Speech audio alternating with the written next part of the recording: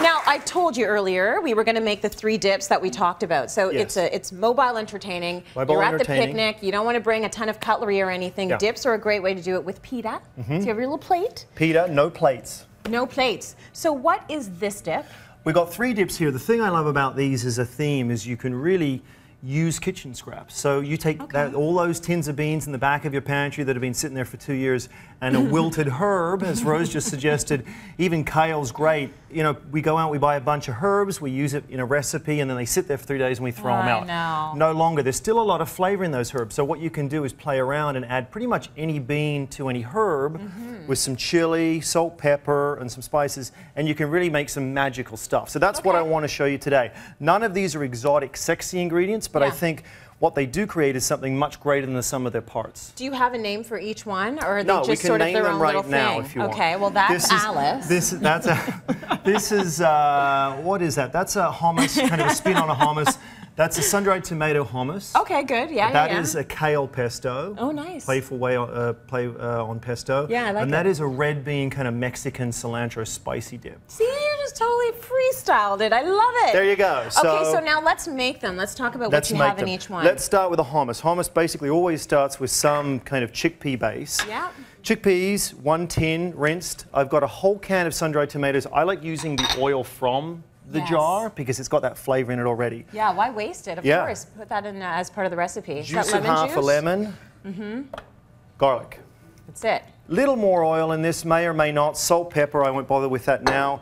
Lid on. Okay. Number 2. This is our Mexican kind of spicy dip. Almost like a refried bean, it Yes, looks like. very much so. I've got a bunch of cilantro. That's a lot. See, why not use most of your herbs when you can? Tin of rinsed red beans. Yeah. I've got about a tablespoon of red chili there. To taste, I like it hot, you may not. Yeah, absolutely. And I got a couple of tablespoons of cumin. Oh, nice. Which I love. Yeah, that's going to be a good flavor. Throw in your garlic. Again. That does need oil because obviously there's no oil added as there was with the sun-dried tomatoes. Okay. And third, I like this one the most because it really is reusing old ingredients. This is a kale pesto. Yeah. So I've got some kale, it's wilting. I douse that in hot water for about 10 seconds just to wilt it even further. Yeah. All right. How old can your kale be in this? As long as there's no bugs on it, you're good. Okay, good. Scrape the bugs off. I like to rescue those vegetables at the bottom of the crisper, the ones you have to like peel up. Like, what can I do with you? Yeah, I've got parmesan and walnuts in there as well. Okay, and then I've got garlic in addition. All right. And I've got, this one loves olive oil, so good splash of olive oil, salt and pepper in all. So good. And then we load up our machines. Attack of the food processors. Yeah. Hit start. Start. Oh, hit power on. Mine wasn't on. And start. So we want to actually start them, not just pulse, let them mix up? Yeah, let them go for a little while. You can play with the texture. Yeah. That one would need a little more oil. Check your salt and pepper. This one's great as it is.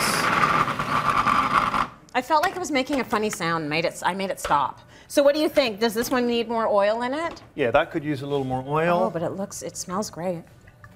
Let's try a little bit more.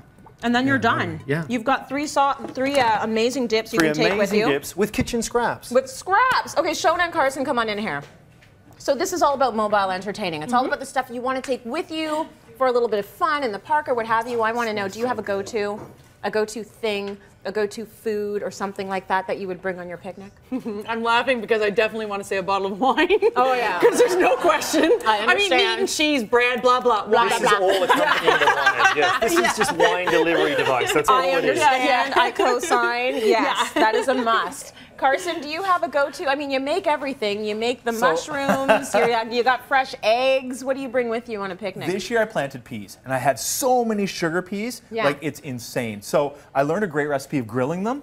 So you throw them on the grill with a little Italian salad dressing on those sheets so they don't fall through the holes. Grill them up, little feta cheese, it chills. It's a fantastic salad. Nice. Done. This is so cool. Nice. I'm coming over. Yeah. I am coming over. Yeah,